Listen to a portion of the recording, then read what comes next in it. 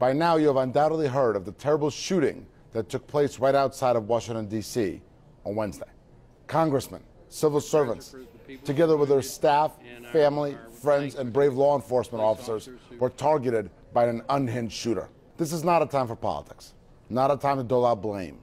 It is a time to send thoughts and prayers to the victims. It is also a time to take a moment and reflect on how we've gotten here.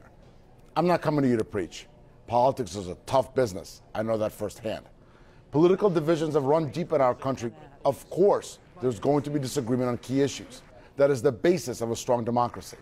But we cannot allow for those disagreements to grow into violence, verbal, let alone physical. Let's remember, the victims of the shooting were on that baseball field practicing for the annual congressional baseball game. That is an event which goes back more than a century. It brings together both sides of the aisle in camaraderie and dedication to charitable causes.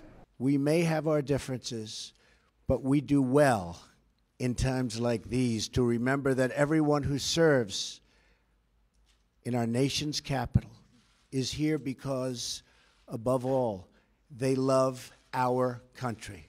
Violence of any kind is unacceptable in our society, and I condemn this action in the strongest possible terms.